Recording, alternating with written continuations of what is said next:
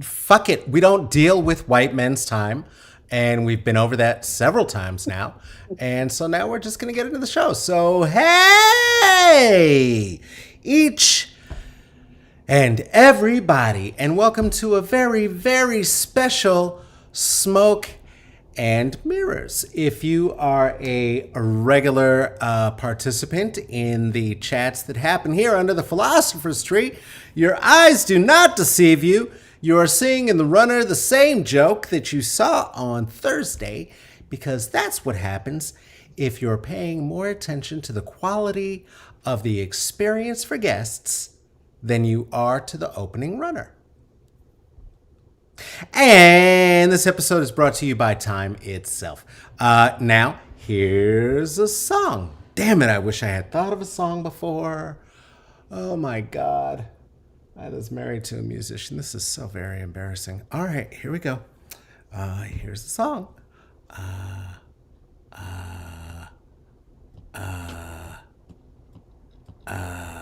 All right, let's just call that the song. Fuck it. And now here they are, your invenerable host, Carlos Karim Wyndham.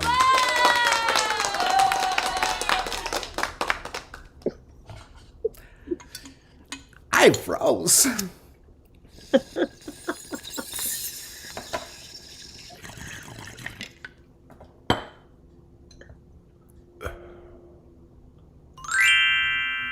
Listen, if you knew the caliber and quality of a musician with whom I used to run, when I bring them up here and or their partners, soulmates, collaborators, people who know them well, and then it's time for us to do our silly, where I come and do my silly Billy and I sing a song with the wrong words and I don't know it and things. It hurts. It hurts. And we've done, I don't know, I think we're somewhere around 280 shows or so. And I'll tell you what, this is the first time that, as it occurred to me, what was happening, and I saw myself outside of myself. Just wasn't happening today. There's a place you can't hear me sing a song though. It's this. Boom! Look at that. That's the cover to the album "And We Ride" by my band and myself, Wallace. We're so good. No reason you should believe that based on anything that's happened so far today. But this is not where I perform for you. I'm not your monkey. It's a good record. It's called "And We Ride," and you should check it out on Bandcamp. "And We Ride," the band is Wallace. We're not selling CDs because no one needs a coaster. Stop it. All right. Hey, are you a person who likes what we do here? Well, this is Smoke and Mirrors, and there's so many ways you can support us. The first one is free. Please share it. The other one is to like and subscribe. If you really liked it and subscribed it already and you still want to get down and you want to throw 5 on it, is that a proverbial 5? You bet. It could be a buck. Go ahead and do that. You can do that at the Venmo, at Carlos-Wyndham, Cash App, at $CK Wyndham, PayPal, /me.CK Wyndham. And if you absolutely love what we do here, become a patron at the Patreon at Smoke and Mirrors CCB. Patreon at Smoke and Mirrors CCB. That is for comedy. That is for culture. That is for blackness. You see a whole lot of names going across the screen right now. You know what those are? Those are patrons. Those are the people who love us the best. That's all. I mean, whatever. It's whatever. Or don't. It's fine. Either way, I'm going to be here. Not going to bogart. Told you I'm going to do this for free. Hey, it's Tuesday, so you know what that means. Tuesday might be Troll Day, as it was last week. We had two. So that was Tuesday, because there were 2 of them. Trolls last week, with whom we dispensed, because in this particular time of the wish for a race war that is being pushed and promoted by the proponents of white supremacist capitalist patriarchy, I don't have time for white ladies to be here fucking with my guests and anyone who happens to be here to relax. That doesn't That doesn't make sense. So they're blocked. They're gone. Cheers, Joshua. Good job. You, Fatima, our bouncer, my girl. I got you. And of course, producer Tracy, who is right there through the camera. Thank you, 3, for helping us make sure that happened. Do you have a warm bevy? I hope so. I actually have replenishing the fucks cup as ever because out of fucks, gotta fill them back up. I have been staying on. I've been drinking and staying on this whole thing of fixing my gut that I shared with you all a few days ago. Weeks ago now. And I've been eating plant-based stuff, except for my keto coffee. And I gotta say, delish. Fucking delish. It is just so good. Oh, thank you, Raven. Thank you so much. Oh, do I have drip? I appreciate it. Why is it not showing up? There we go. I like that. Let's put that comment on the screen. Let's have documented proof that Auntie Los came with drip.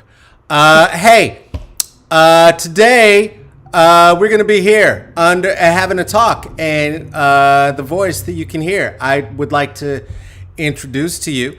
It's a guest who won a thing that is really cool. So I'm going to put that up on the screen, and then we're going to bring her on, and then we're going to talk, and I'm going to stop doing this part where I'm hosting, and we're just going to talk, and it's not going to be like this anymore. Okay, here it is. The winner, there's a book that won. It won. What did it win? It won the CLA Beatty Award, honor distinguished book for children or young adults that best promotes an awareness of California and its people. This is from John and Patricia. Oh, see, look at that. Just fuck it all up. Poor Patricia. Patty, I don't mean to mess up your name. John and Patty Beatty, hooking up the California Library Association Award. John and Patricia. I can see and read that name. I'm very literate. That is an award for the book Land of the Cranes, with the author of The Moon Within. And who is that? That's Aida Salazar. We're going to bring her on right now.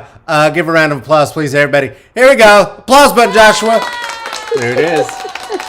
There it is. Que verdad. Que verdad. I love it. How are you? I fucking love you. I love you. So stupid. How are you? So good. I'm feeling good. I'm just delighted and just in your spirit. I love it. Oh, thank you. Thank you. So you won an award. I did. It's actually Tell me. Third award that this book has won. Third? Come on now. Yeah, it won a Jane Addams Peace Award for a book that promotes social justice and peace, and then it won the Charlotte Huck Honor Award, which is like for the National Association of Teachers of English, I think, something like that. Look at that. Look at that. I just want to point out, right, for those who are here and those who know and those who don't, stellar fucking guests. Are you kidding me? Are you kidding me? We're just here for free fucking around. Stellar guests. All my friends are geniuses. Good God. That's wonderful. Congratulations. I am so glad that it's being so well received. I know... I don't, because I have produced a lot of pieces of art. I have never produced anything that anyone was interested in, much less winning so many awards. And I think that's wonderful, and would love to know for you in the process of setting out to write one of your award-winning books. What does the beginning... I imagine you've got something else under your belt that you're stirring up or in the pot on the stove right now. How does that begin for you? Wow.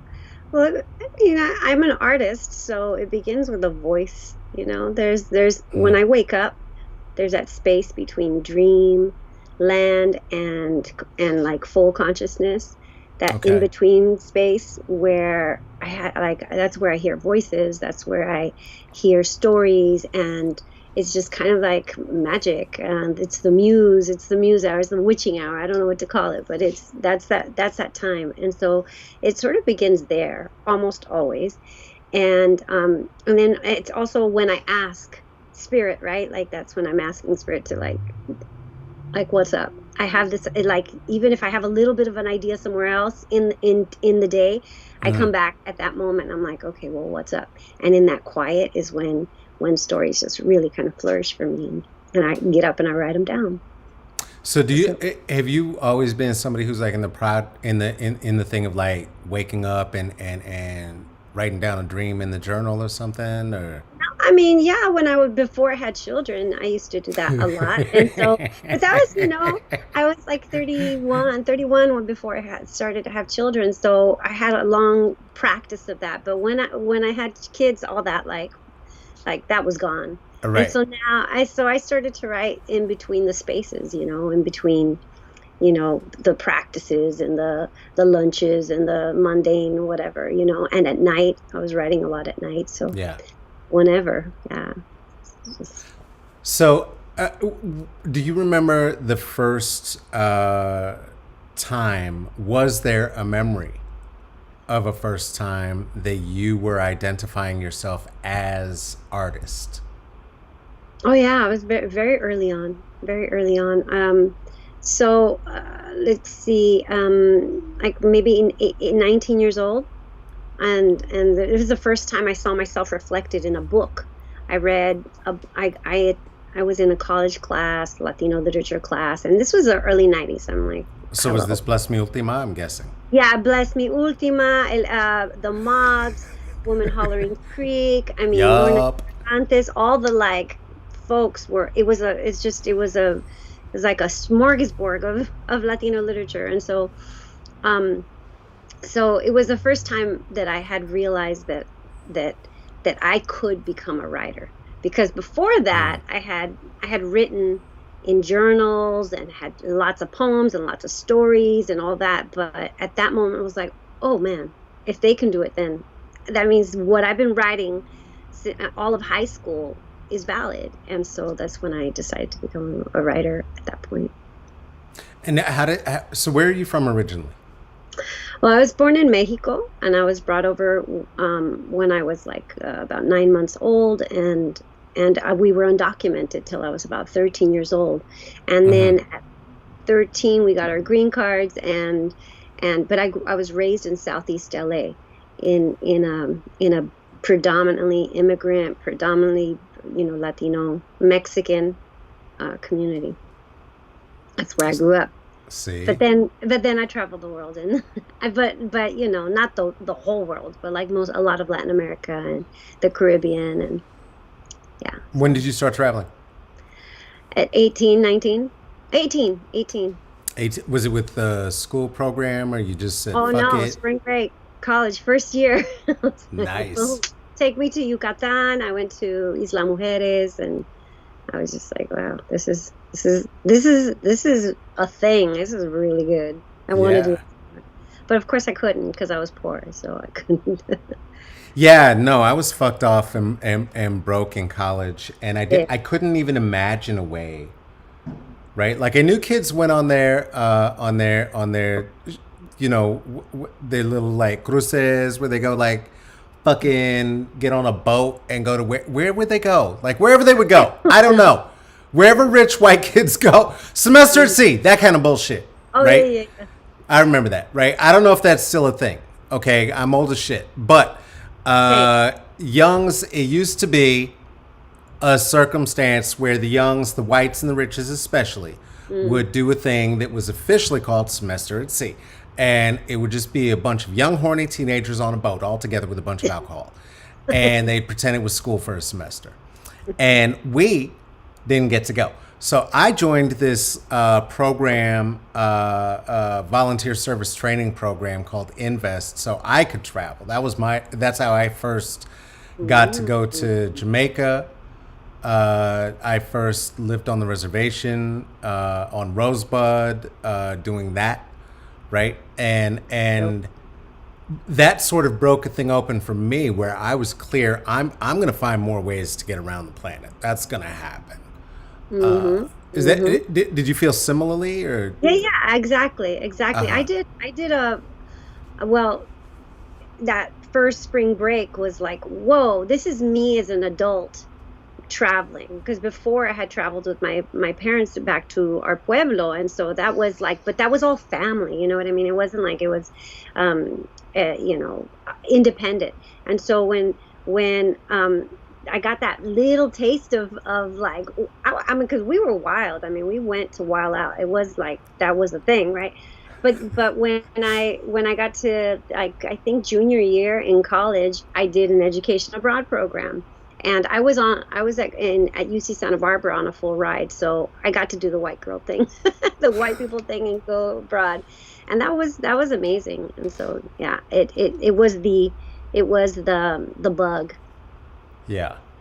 And so what did you find as your outlets from there? Like, what did you have a plan, or you just built it as you flew? How did that go? To be able to get back out of the country again. I was studying. It was like a program, and so we were at UNAM at the University of Mexico City, and I was living in Coyoacán, and I was doing a research project on feminism and Mexican art, and so I was just talking to all these artists, and it was just really fun and dope, and like hanging out at all these bars and these peñas, and it was just fantastic. A lot of learning. It's very different. What were some of the first things that caught you off guard?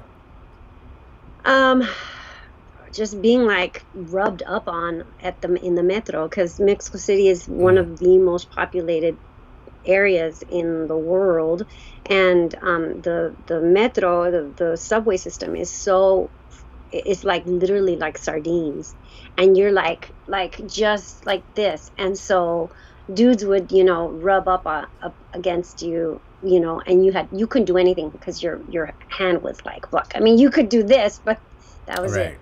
Yeah. So anyway, so that not gonna help in those hard. moments. That's not the thing to do. No. So, yeah. No. Ugh. Yeah. God. It's just so global.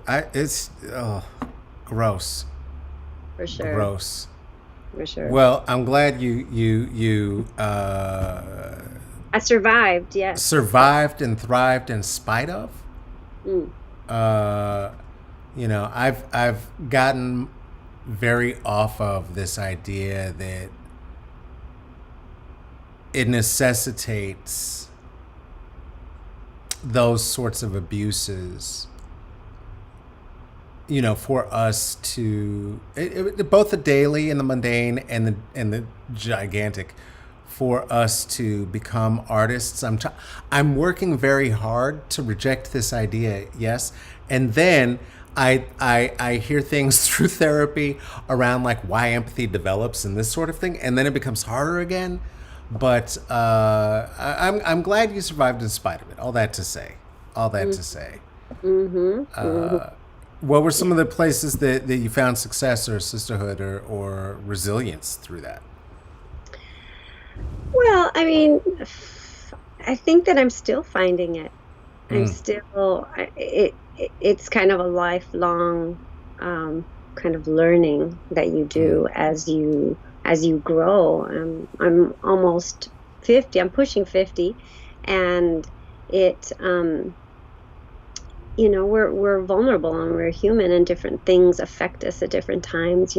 I've experienced a lot of grief, a lot of loss in my life. So losing really a child, and losing my mother and a sister and dear friends and cousins and uncles, and all of that has kind of thrown me and hit me in different ways. And the older I get, the more kind of I feel a little bit more vulnerable.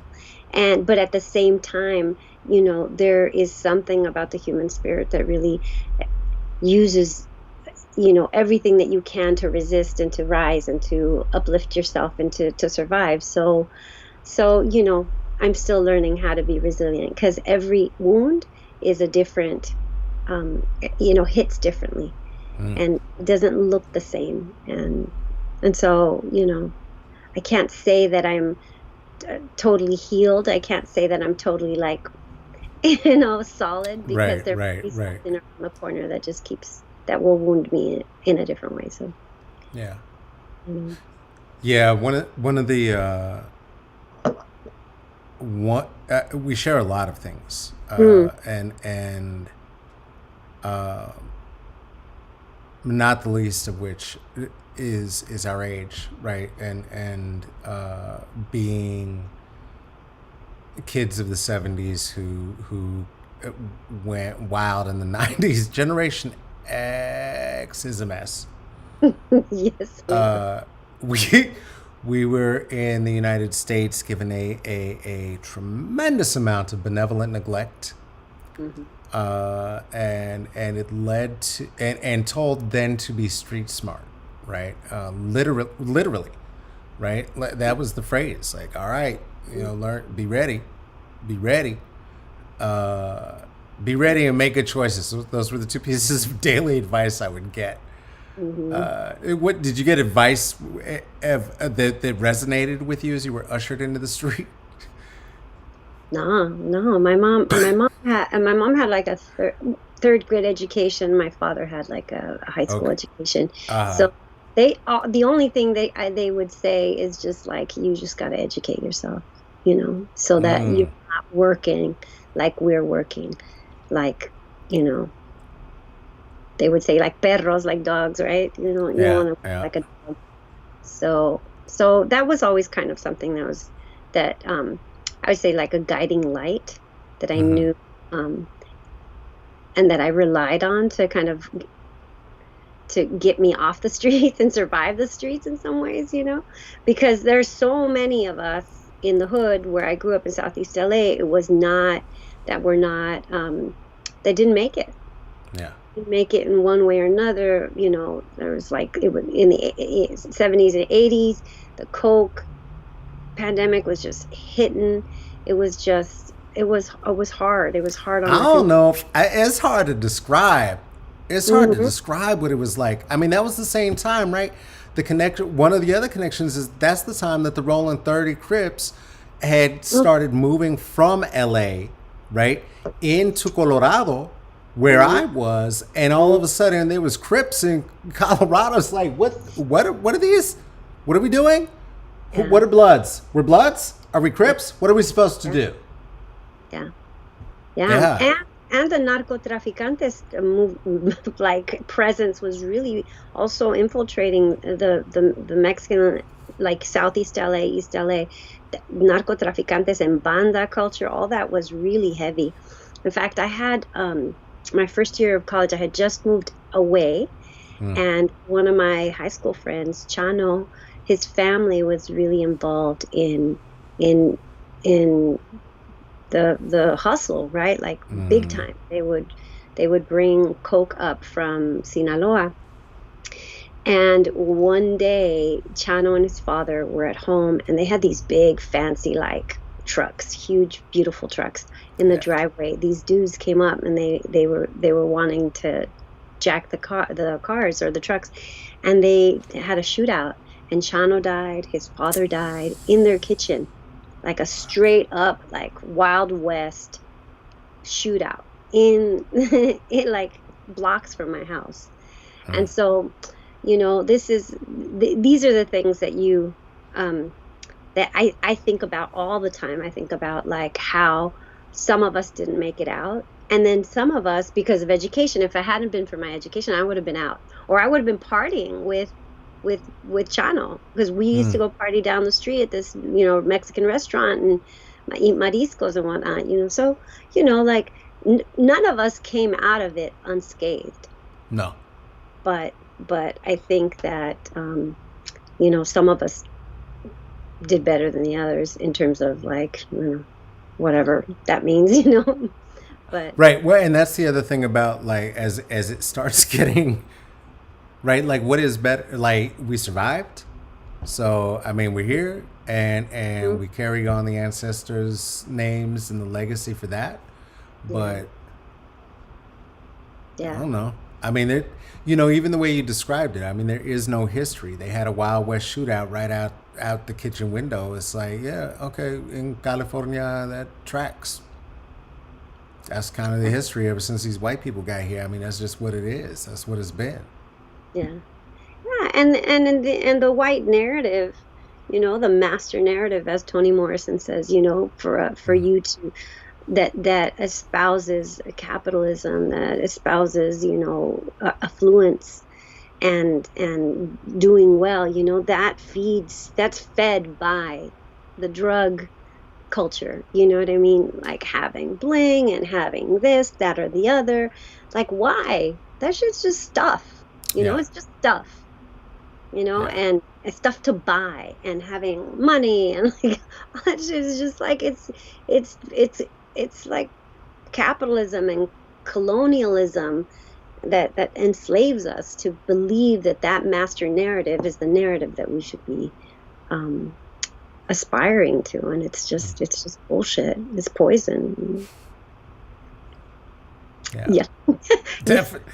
Listen, I mean, that's the real. You know what I'm saying? Like, the fact of the matter is, as you're saying, like, and I've talked about this multiple times with different people too. Part of the creative process for me, like, a lot of people will talk about, because I am a hip hop artist, because of the stand up that I do, because of the different works that I do.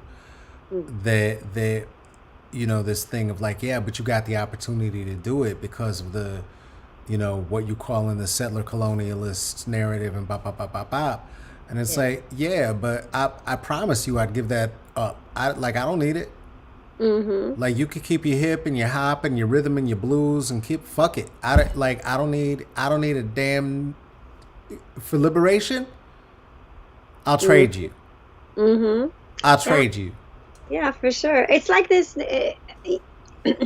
It's a necessary evil, and in nowadays, in some ways, because like in the 90s, I was part of this collective of folks who had this center called Regeneration or Regeneración in Northeast LA, and it was funded by Zach de la Rocha of Rage Against the Machine. Now, Zach was like using his worldwide influence and money to support a bunch of kids doing radical revolutionary art in Northeast LA. And we knew this, right? Like, without that support, without that space, we'd still be doing art, but with not with the same impact. Right. And so, and we used to talk about how, that it was the very machine that he was raging against that was feeding us. Yeah. And it's the same with my work now, right? Like, I'm published with this publisher, Scholastic, which is like a big children's book publisher, and it's a necessary capitalistic, vehicle that I have to use in order to get my work out. And I agree to that. I agree to it. And the reason why I agree to it is because if I were an independent artist, I couldn't get this book into the hands of kids in the same way. And that's my whole point. I want kids to read these books because I'm not writing stories that are frivolous and like, they're joyful, some of them, but they are like, saying something a little bit deeper and that I want kids to think about, that I want kids to see and to explore. So, it's like this it's a contract with the devil in some ways. Yeah, I was going to say, that's funny because I thought about the saying that my grandfather had around, or that my father said to me, right? Around, you could dance with the devil, but the devil's going to change your steps, right? Have you found that to be true for you? No, like, has it impacted the storytelling? No.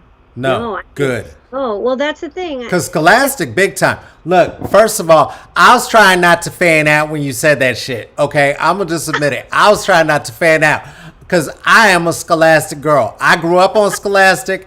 I love Scholastic. I am from a place of educational privilege. I admit it.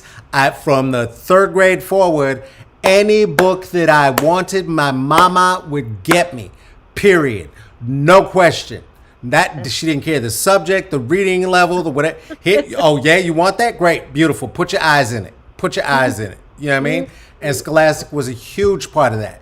Plus, to be getting recognition and publication from the same place to be putting on some motherfuckers like Judy Blume with their little anti-trans bullshit, and you're gonna be out here just doing what you're doing? Come on. Come on. I love Judy Blume. I love Judy Blume. It's just what is with that generation? Fuck. Anyway. I know. It's true. It's true. I mean, and same with our generation. And we're the worst. So, I mean, you know, my first book was with Scholastic was edgy. It was about a little girl whose period is coming. It's the first time we've ever, in all of middle grade fiction, ever seen a story about a little girl who explores her vulva. It's called Mi Flower, My Flor.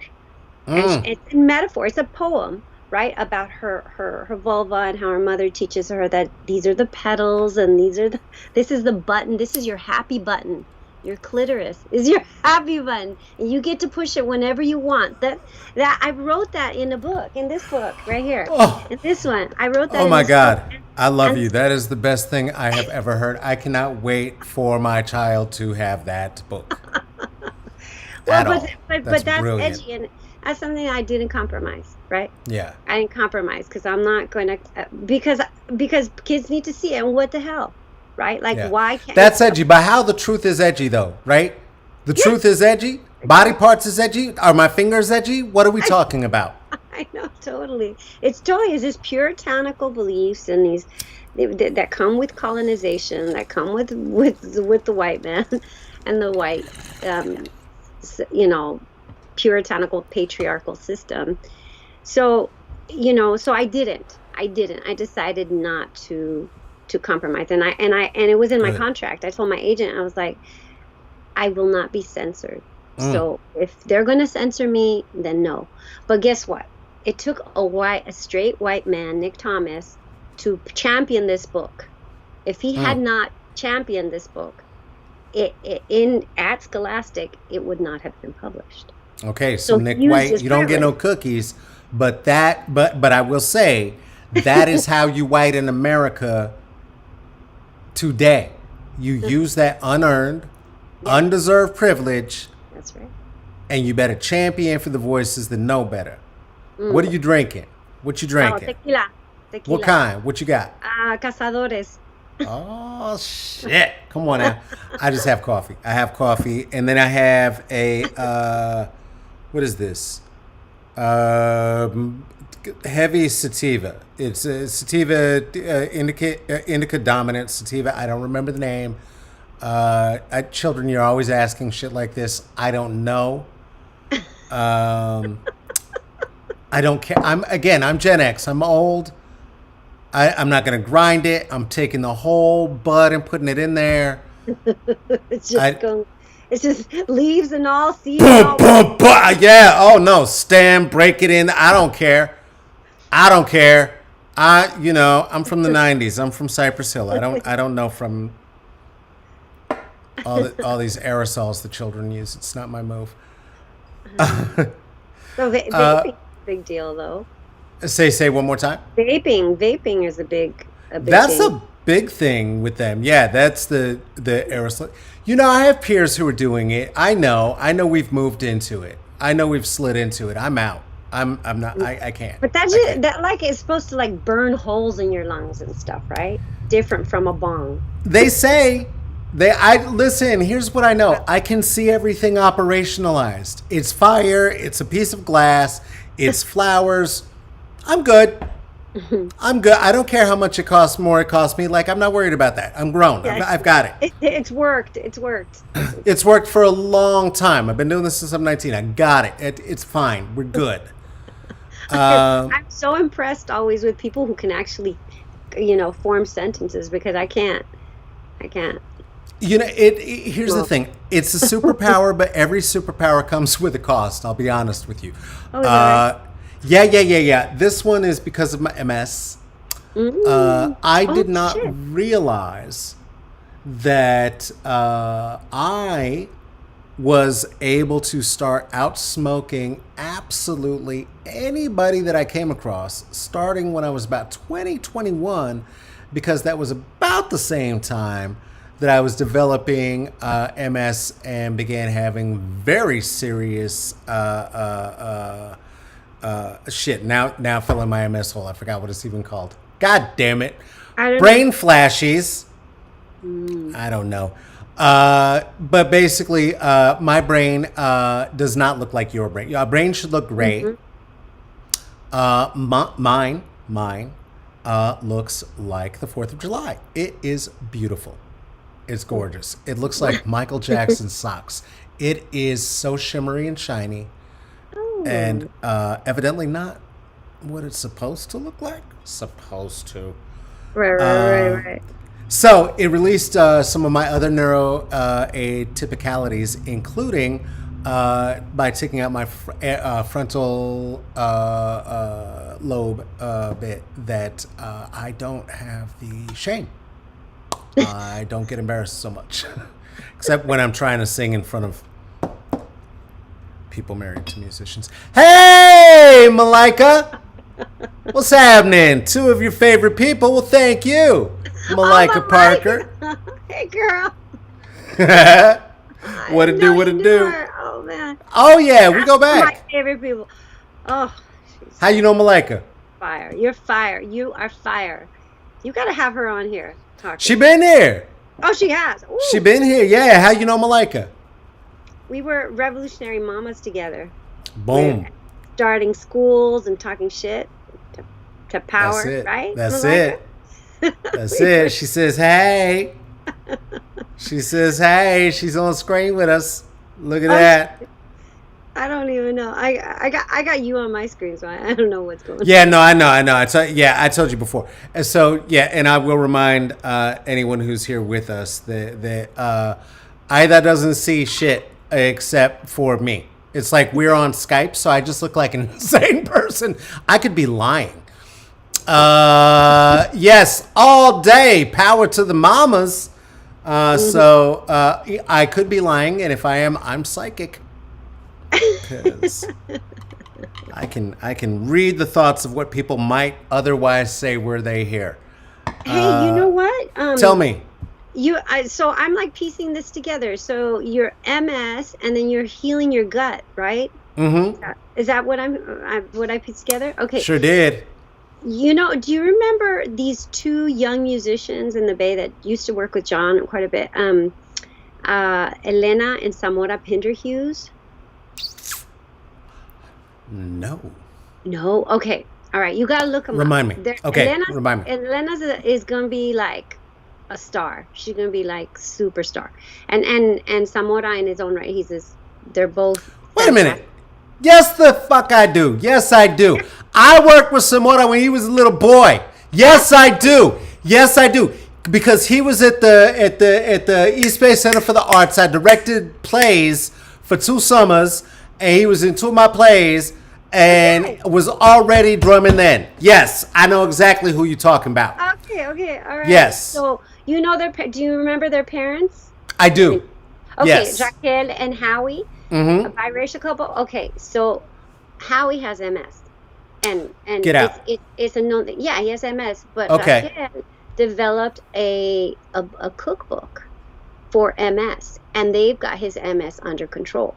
Girl. Like, seriously, this man, you look at him and he's like fit, looks amazing, and very, very few symptoms. Yeah.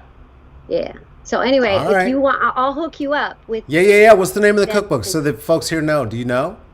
The name of the cookbook? Oh shoot, I don't. Do you remember? Okay, what's it? Author? Raquel Pinderhughes. Producer Tracy, if you can look up Raquel Pinderhughes. She's an environmental scientist, so she's got other books, but this is her MS cookbook.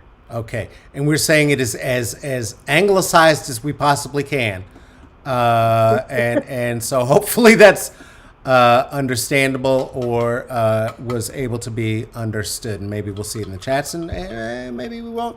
But either way, I think we've dropped enough information that folks will be able to put that together. Tracy says, "Own it."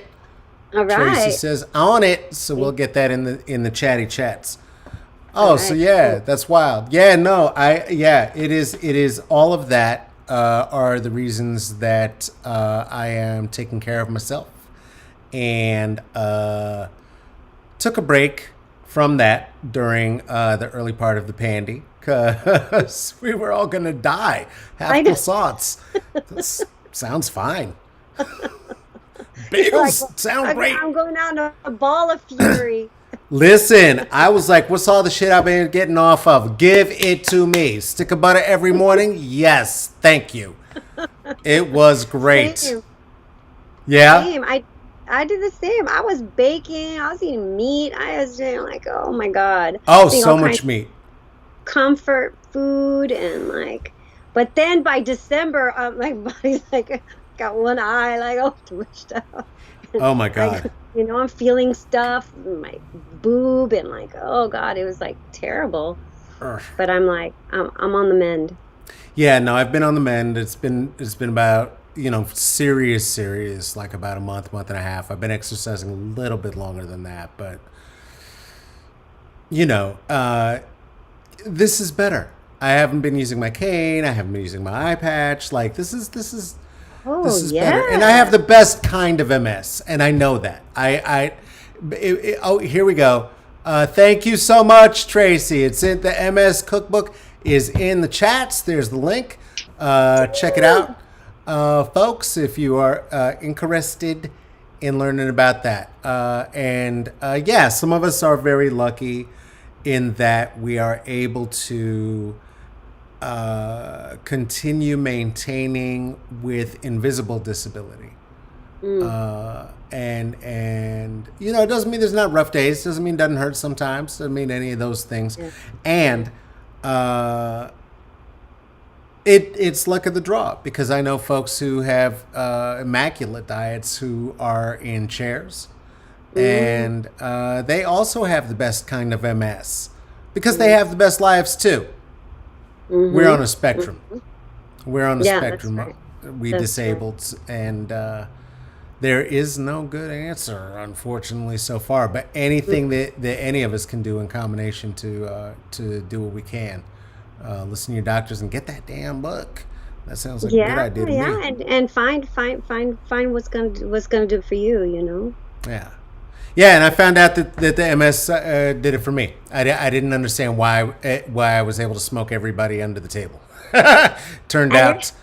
And it helps. Oh, immensely. Oh, my God. Oh, my God. So it's true medicine. It's true medicine. No, the cannabis for me truly is. I've been self-medicating. They thought first it was ADHD, which, yes. But also, I could turn that into a skill. I just have imaginary people around me, and we're good. But the MS, it definitely is. It definitely is. It leaves body pain. I'm able to work out, concentrate a little more focused. Amazing. Yeah. Oh, well, same for you, right? Hell yeah. whatever it is, man. And I really believe that,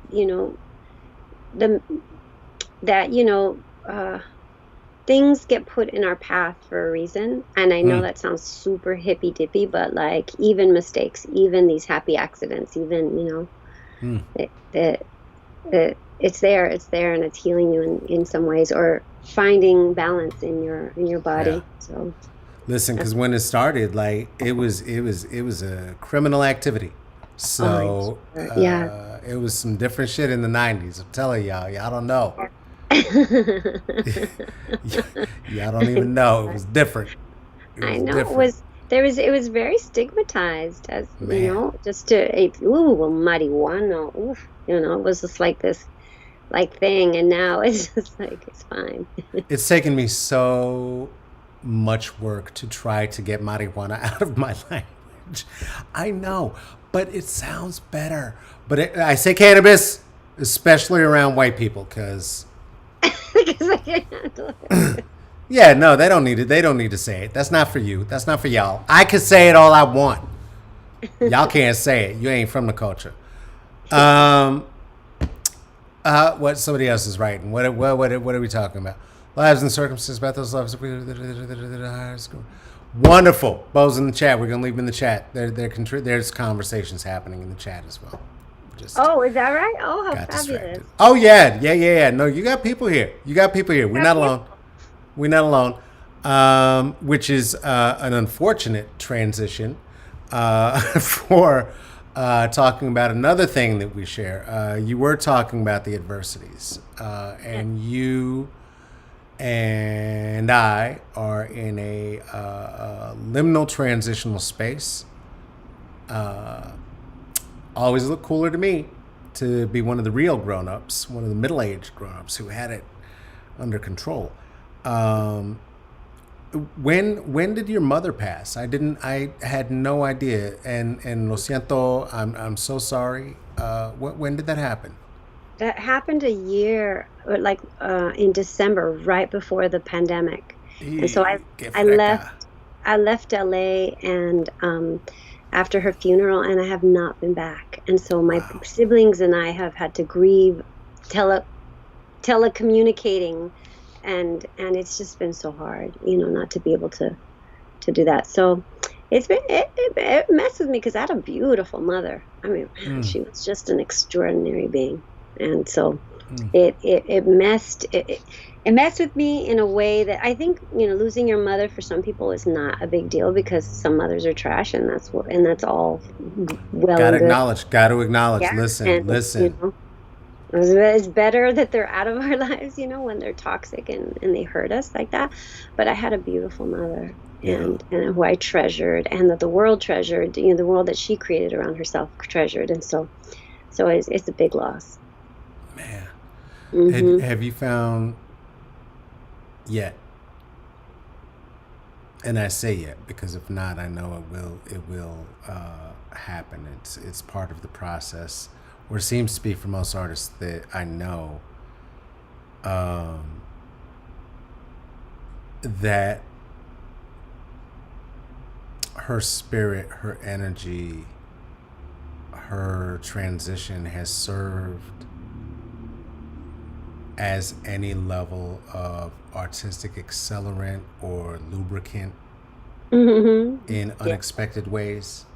Yeah, for sure. Like, I mean, I don't mean to make that crass, right? I'm not at all. talking about like let's rush out the next book or something, but I'm just saying I don't know anyone whose parents pass who then especially creators who then find themselves like, oh shit, okay, I better get on. I don't know. You were about to say. Well, writing is my therapy. Writing is my spirituality. Writing is my resistance, and it's so many other things, of course. But it's the way that I understand the world, and that I ask questions and receive answers, and so absolutely. There's I wrote a a cookbook of all of her recipes, and I wrote like her biography and her eulogy, and I took to the word to try and kind of construct her or to preserve her memory in some ways, and so yes. And then in other ways, she's in everything. Land of the Cranes, that book, she couldn't read it because it was in English. But she read it. I told it to her, and she said, that book is really going to help people. It's going to change people's lives, and so it's dedicated to her. And so so it's there. Her spirit is there, and of course, in I've written like a short story. It's fictionalized, but a relationship between a mother and daughter. I've written. The book that I'm writing now is called A Seed in the Sun, and it takes place in the 60s. It's during the pivotal moments of the UFW Great Boycott. Oh, wow. And strike. Yeah, and it's about a little girl who was who was very poor and a farm worker, just like my mom. Uh-huh. And so she's there, she's there in glimpses and in my stories, and will always be there in one way or Yeah. another. And I don't mind it. I love it. I love it. Yeah. Yeah. No, I'm glad. I'm glad. And to acknowledge again that reality, that our parents, our birth parents, whether through their presence or their absence, will always be with us. Hmm. For folks who are with us, who for whom it's different, right? Than that. I I know that the other thing that we have in common is the loss of a child, Hmm. which is very, very different than losing a parent. Um, can you, are you willing to share with me some of the ways for you in which that manifested differently, felt different, Yeah. tasted different, and you experienced it?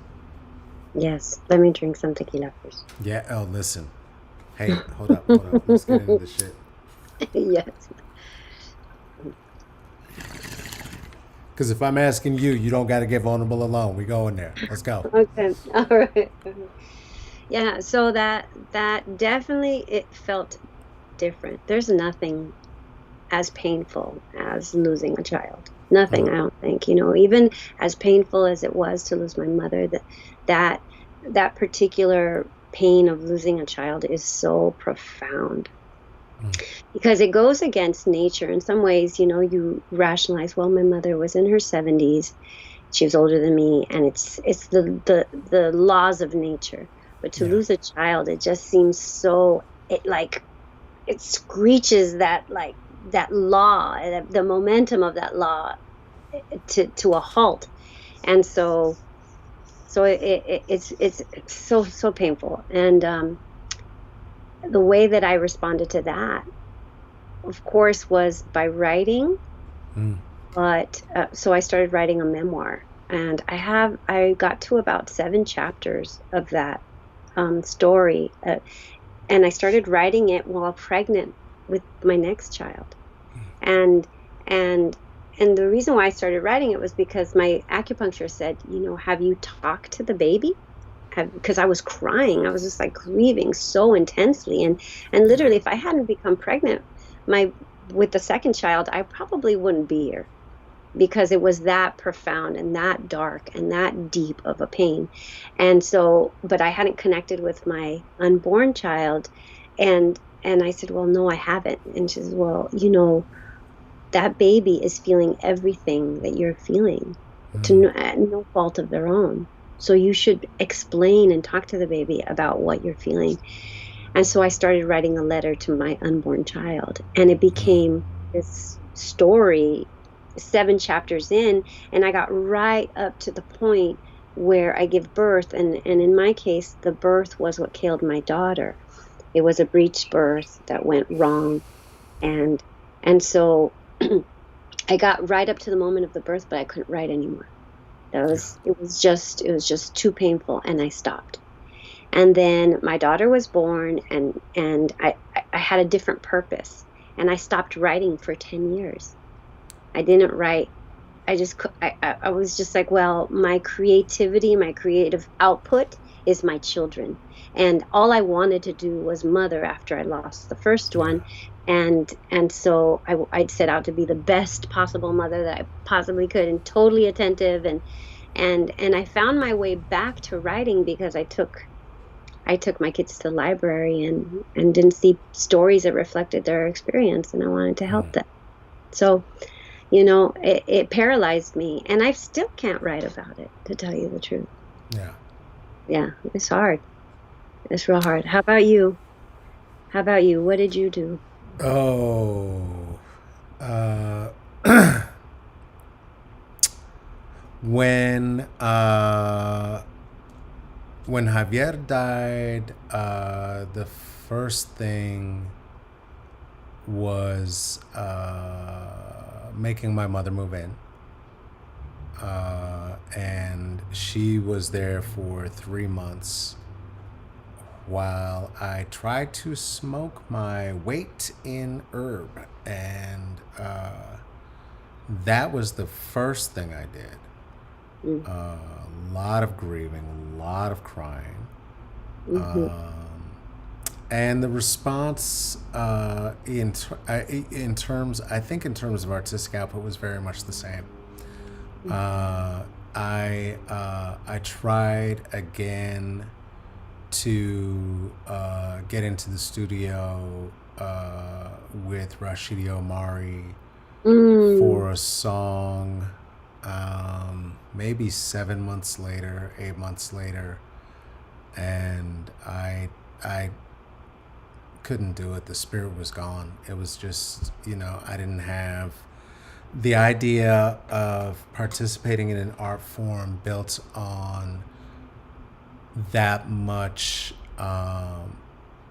false braggadocio and hypermasculinity and all of this on the tail of losing my son as my then wife was pregnant. It was just like, this is dumb. I can't do this. And I was done. I was trying very hard to be a normie. I tried so hard. I put on a gray sweater and some blue jeans, and I was trying to be a bureaucrat. And then one of my facilitators said, "We'd like you to sit in with us for a training." And I thought, oh shit, they're going to see what I can do. And then we did the training, and they did. And then I was doing a lot of them. And at some point, a friend of mine, who I came to trust eventually well enough to do, you do the art exchange, let's trade CDs. She told me she was an artist, and I was like, oh, hey, oh yeah? And she, we didn't know each other. And I don't want to be an asshole, but I'm also like, okay. That's fucked up. It is fucked up, but you know how we are.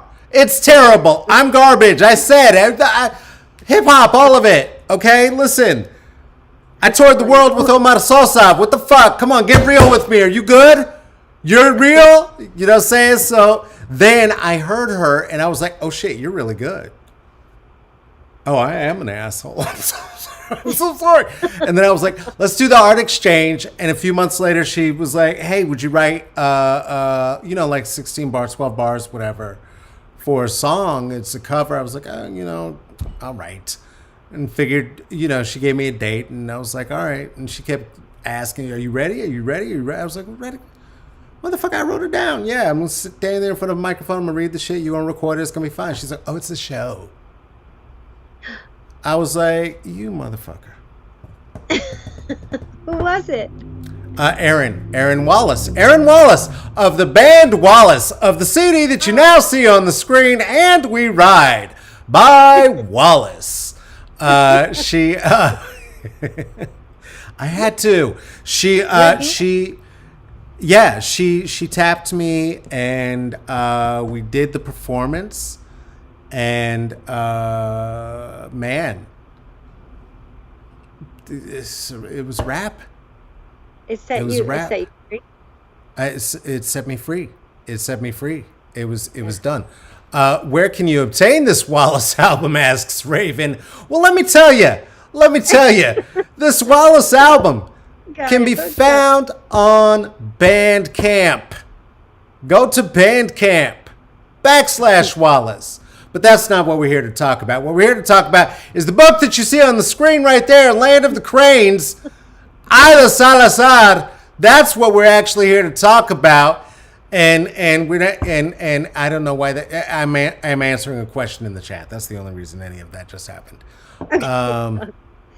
That's good. So you were set free, and that's beautiful. That's beautiful. Yeah, that was it. I was set free by Aaron Wallace, and then I lost that job after my mother died because, like you, that rocked my world. And what was left in me that could hold on to normalcy, white settler colonialism, was crushed. And I remember her very specifically doing this goofy, hey, look, hijito, this is my hip hop pose in one of my old concert t-shirts. Okay, hip hop. And saying to me like a month before she passed, saying, hey, you know, do your heart. And so she freed me. And then, yeah, just a series of women. It was a series of women. Yeah, that who was it? It was and then Wanda Sykes and Jean Grey both said they thought that I was funny, and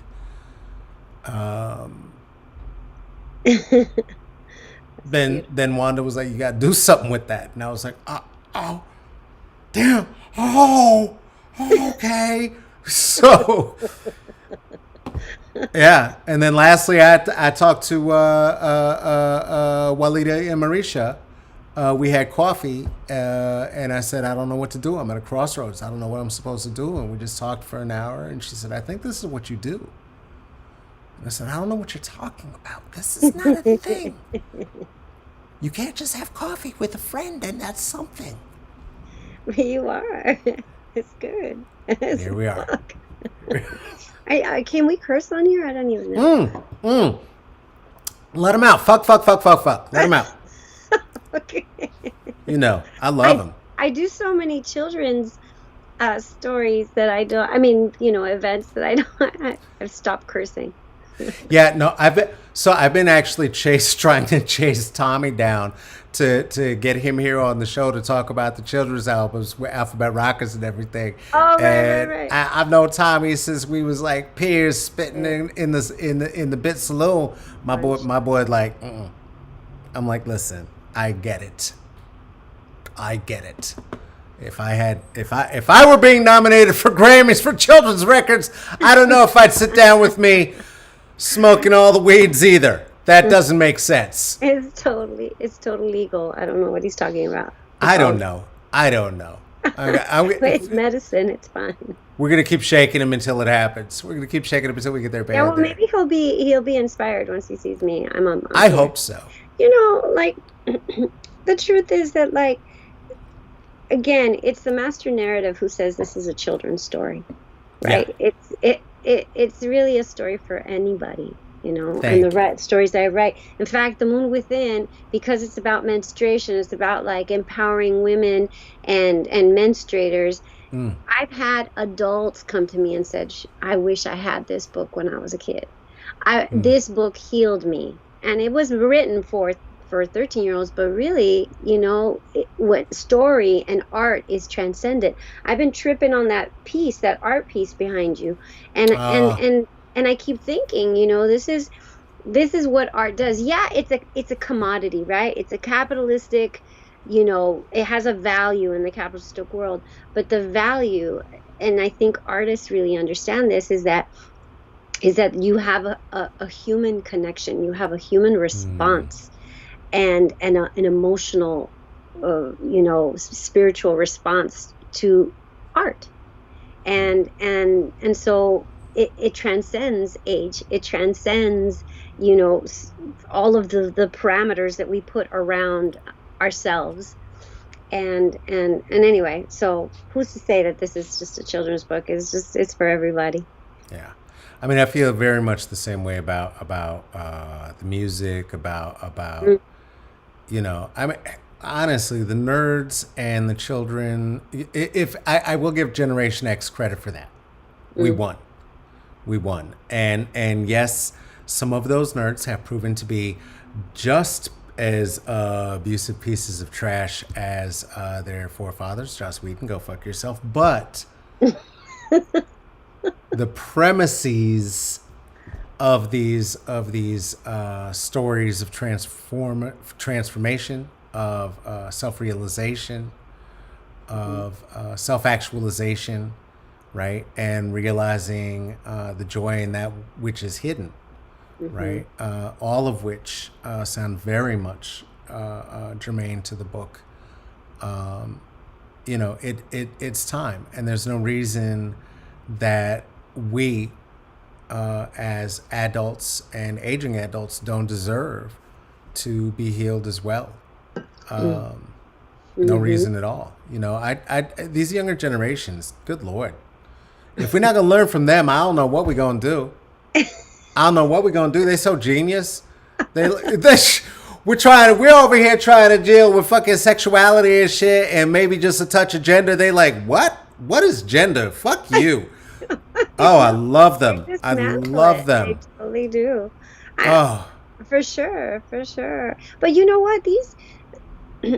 I think that the younger generations are tapping into stuff that predates colonialism. Like my book in The Moon Within, the best friend is gender fluid. And in the course of the book, the community, because these parents are kind of like, they're Gen Xers or maybe millennials, but they're trying to kind of reclaim ancestral traditions that have been wiped out because of colonization, and they discover that before colonization, gender was not a binary, that gender was fluid, and that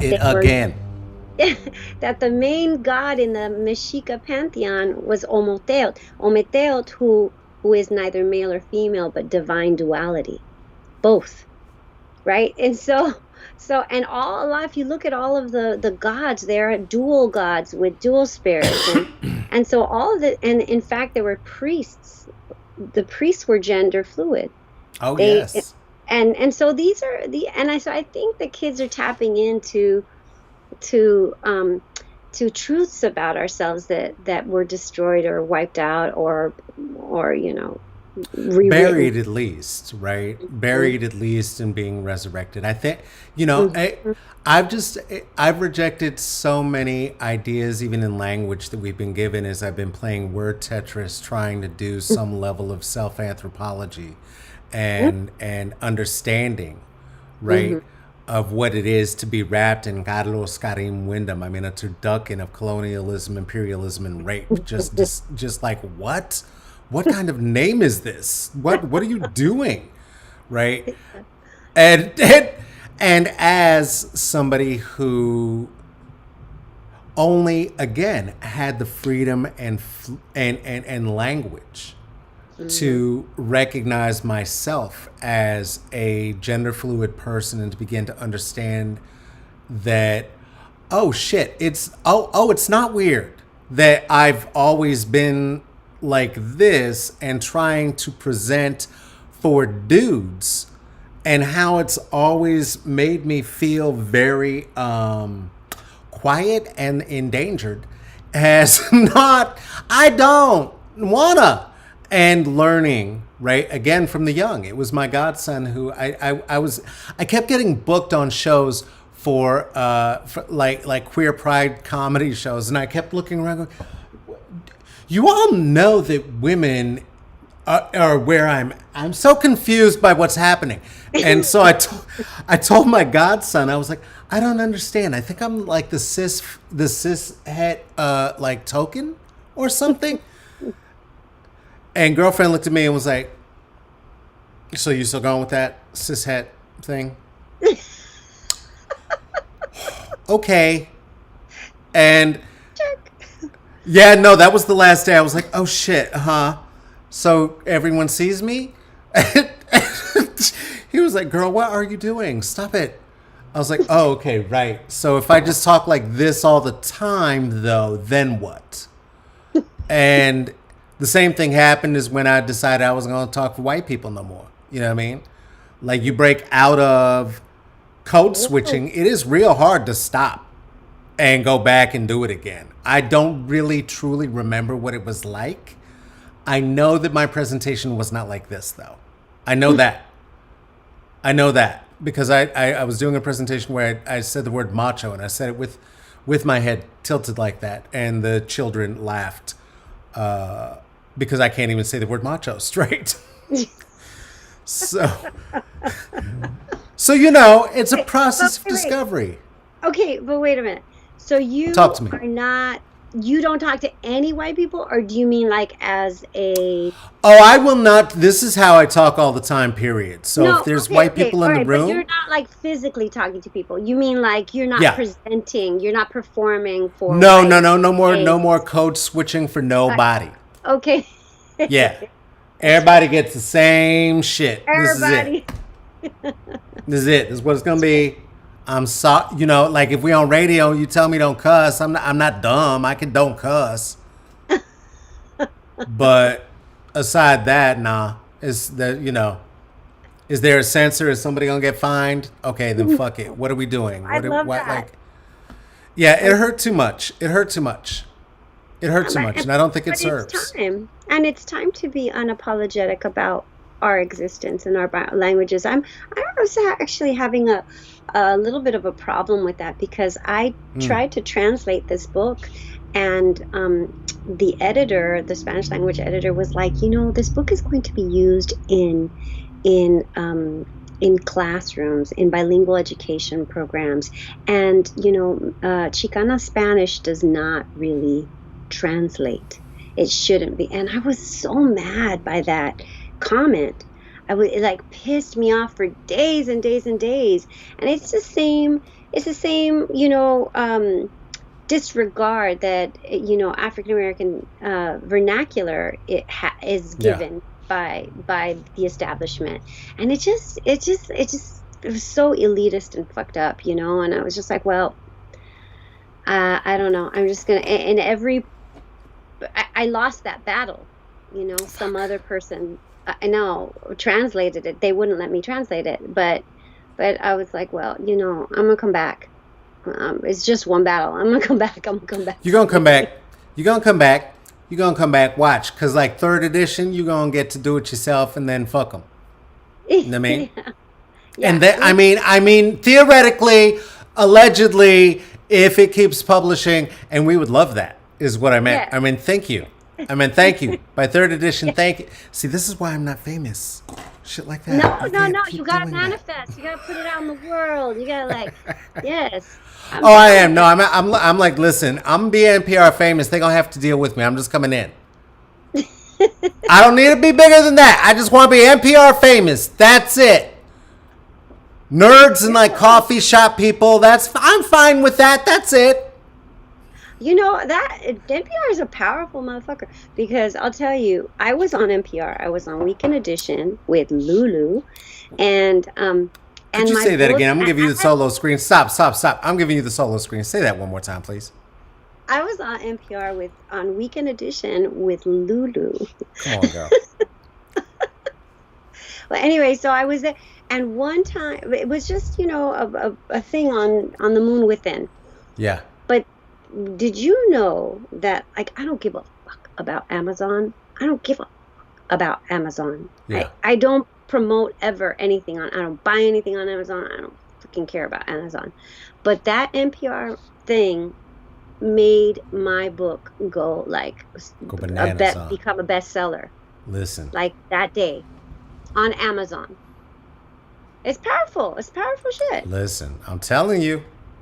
It's powerful. I'm telling you. So, Mama just need to eat. I'm not trying to be greedy. Mama just need to eat. I know. We just got to make you NPR. Know what I mean? Know what I mean? I gotta put in some. I gotta put in some work. I'm in discussions with some people. We're trying to do some things. We're gonna see. We're gonna see. Be great. We're gonna see. That'd be We're gonna so great. See. Then the Wallace album is gonna be like popping. Pop. Shit. Come on now. Come on now. Pop. Which one of the books are the people supposed to be buying right now? Both of them. Fuck that. I don't even want to do that. What's the most recent one? And then what's the other one they got to buy too? This was the most recent one. All right. You can buy that one, Land of the Cranes. Land of the Cranes. It's gonna make you cry. So you just gotta be, be ready. And it'll heal you too, because it's about, detention and resilience and the power of art to transform lives, right? And and this one it takes place in Oakland, and it's about menstruation, and so you want to get your menstruation period power on. This is the one you want to do. And spirit too. It's like it's a spiritual thing. And gender fluid, and it's got a little bit of everything. So Absolutely. you can buy whatever. And you know what? I just translated, and this is where I'm getting back at stuff. Hold on, let me get you back on this here. book called Peace. Yes. And it's really beautiful. It's a really beautiful picture book, and it's all about different ways children can be peaceful. It's so pretty. Absolutely. So pretty gorgeous. and so brown. I love it. It's so pretty. Please. A ver. Oh my God, you remind me of my tia so much. You're breaking my heart. It's killing me. AidaSalazar.com. Please go there. Look for The Moon Within. What else? What else we got to tell people? I don't know. I've got a bunch of books coming out this year. I've translated a couple more. Ojalá supieras and Never Forgotten. Those two books are coming out in translation. I've got another book, a picture book called In the Spirit of a Dream, and it's 13 immigrants of color, stories of 13 immigrants of color, and we've got Cándido Camero and Conceição Damasceno and all sorts of like amazing heroes, Yo-Yo Ma, and it's just a awesome collection of folks we're featuring. And then I'm in this middle grade anthology called This Is Our Rainbow. It's the first middle grade queer anthology. It's This Is Our Rainbow, stories of her, him, they, and us. And so check it out. And it's a sapphic story that takes place in the 80s about Menudo. The band in the Menudo fan club. Yes. Does Ricky get a feature? Or are we minimizing and just making it about Menudo? No. She's a lesbian, so she doesn't care about Ricky. Okay, Ricky. Fuck Ricky. I love it. Oh, family, this has been fantastic. Everybody here, you know what it is. You know what we do. I need some aplausa for Aida Salazar, please. There she go. Thank you so much. Feel free to hang out. Feel free to bounce. Whatever you got to do, right, Aida. love. You take care. Love you. Take care. Okay. All right. Okay, bye. Family, come on now. We don't bullshit. We don't bullshit on this show. This is Smoke and Mirrors. You know what it is.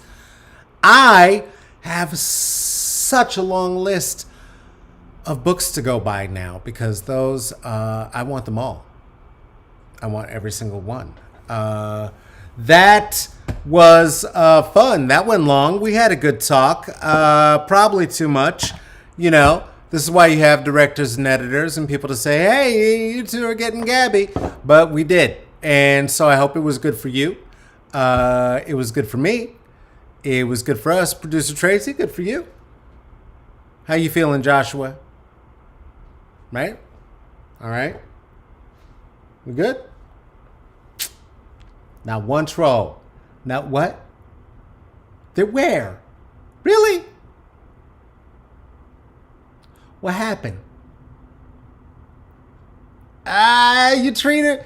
I know what you did. Yeah. Them trolls show up. They start hearing it from you. Right? You gonna treat them like a Kmart Captain America, boy. I know what it is. Go ahead. That's my girl. Go ahead. Hey. Thanks for being here, everybody. Get some books. Break down white settler colonialism. I don't know. Let's have a smoke and then let's go.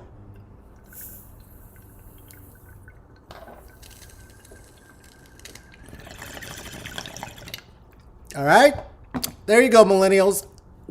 I smoked at least 2 bong hits. I know it's not like when I'm here with a comedian or another smoker. That was obviously partying and getting her buzz on too. But what are you gonna do? Everyone's welcome here under the philosopher's tree. Hey, this has been another Smoke and Mirrors. Do you like what we do and want to see some more of it? or maybe just see some stills of it, well, go ahead and go look at them at the IG at Smoke and Mirrors CCB. That's for Comedy, Culture, and Blackness. You can also go over to the Twitter. The Twitter is at Caballo Negrito. Twitter at Caballo Negrito. Caballo Negrito translates quite literally as white people are welcome only if you don't come here with that colonial settler bullshit. Caballo Negrito translates literally to white people are welcome as long as you don't come here with that settler colonialist bullshit. Hey, do you have a thought, a question, a query, or a suggestion about a guest who should be here on Smoke and Mirrors? Well, you can leave that with us at smokeandmirrorsccb@gmail.com. This is a thing that is produced and hosted by myself, also produced by Tracy Tatamy. What else? Take care of yourself, take care of each other, wear 2 masks when we go outside. Please get your vaccine. And if you do, hey, do me a favor. Don't act like you're fixed or you're cured, because you're not. The call was for masks for 100 days. White people, you cannot breathe through your neck. You don't have magic gills. You don't breathe through your wrist. Put a mask on your face for you, for me. Why? Because we want to see you back here next time. And we love you. And we'll see you Thursday. Bye. Bye.